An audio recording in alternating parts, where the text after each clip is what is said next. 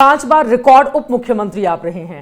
इस बार दिल की क्या तमन्ना है? 5 बार रिकॉर्ड उप मुख्यमंत्री अलग अलग वक्त पर आप रहे, इस बार की क्या है दिली तमन्ना?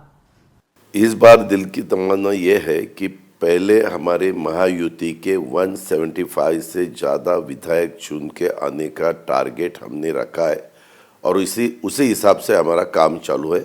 अजित पवार जी, हाल ही के आपके बहुत सारे ऐसे डायलॉग या भाषण रहे जो महायुति को असहज करते हुए नजर आए। मैं उस सवाल पर आऊंगी, लेकिन उसके पहले एक बहुत बड़ा बयान जो पिछले 2 दिनों से लगातार सुर्खियां बटोर रहा है, वो है 2019 में जब आपको डिप्टी सीएम बीजेपी के साथ मिलकर बनाया गया था, तो शरद पवार जी, गौतम अडानी, देवेंद्र फडणवीस, ये तमाम लोग एक साथ मौजूद थे। नहीं, उसमें देवेंद्र जी बाकी के थे, गौतम अडानी जी नहीं थे। गौतम अडानी जी नहीं थे।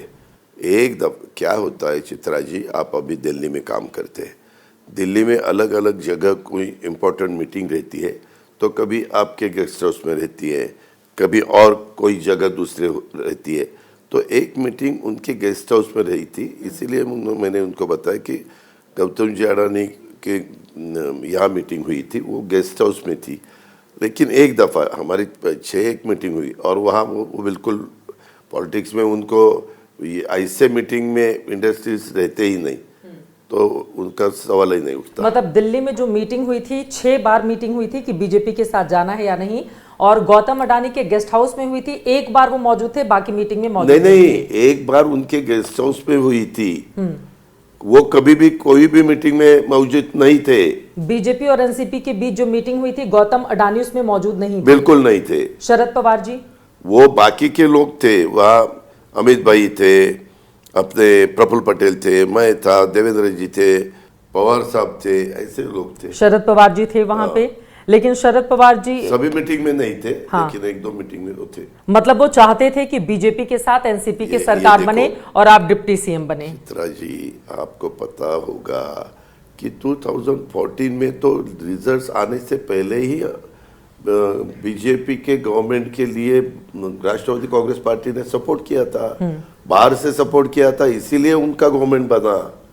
उसमें शिवसेना भी शामिल नहीं थी, उनके पास 145 फिगर भी नहीं था, मेजॉरिटी के लिए 145 फिगर रहता है, उनके पास 125 ऐसा कुछ 12 ऐसा 130 से आगे नीचे ही फिगर था। लेकिन गौतम अडानी वाले मामले में चूंकि इस तरह के इंटरव्यू में आपको कोट करके बातें कही गई हैं, उसको लेकर उद्धव ठाकरे निशाना साध रहे हैं कि धारावी का प्रोजेक्ट हो, मुंबई महाराष्ट्र का दूसरा प्रोजेक्ट हो, उसको अडानी को देने के लिए अडानी के नेतृत्व में या उनके मौजूदगी में बैठक हुई थी और खुद इस बात को अजित पवार स्वीकार कर रहे हैं। तो उद्धव ठाकरे अब इसको बड़ा मुद्दा बनाएंगे, फिर आप कैसे जवाब देंगे? ये बिल्कुल सच नहीं है। मैं आपके माध्यम से पूरे सबको, देश को बताना चाहता हूँ, सबको बताना चाहता हूँ, अलग अलग मीटिंग 6 हुई, उसमें से एक गेस्ट हाउस में हुई, वो बिल्कुल नहीं थे, एक भी मीटिंग में नहीं थे। उद्योगपति का उसमें कुछ काम ही नहीं रहता, इंडस्ट्रीज अपना काम करते हैं, पॉलिटिशियन अपना काम करते हैं। तो उस इंटरव्यू का हवाला लोग दे रहे हैं, वो आपका ऑडियो वीडियो। हाँ। ये इंटरव्यू मैंने ये जो अभी बोल रहा हूँ वो ज्यादा सही है। 65 साल के अजित पवार चुनावी दंगल में जमकर पसीना बहा रहे हैं।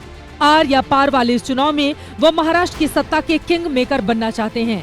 अब देखना होगा इस बार वो लोकसभा वाला ही प्रदर्शन दोहराते हैं या फिर 23 नवंबर को नया इतिहास रचकर विजयी मुद्रा में नजर आते हैं।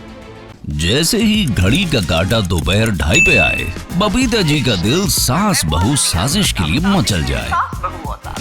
और ये है इनकी बहू, पूरे दिन ऑफिस की टेंशन हो जाए गॉन जब ये करें अपना फेवरेट शो फ्री टाइम पे ऑन। इनकी तरह आप भी देखिए अपना फेवरेट शो अपने टाइम पर और डाउनलोड कीजिए एबीपी लाइव ऐप अपने स्मार्ट टीवी पर।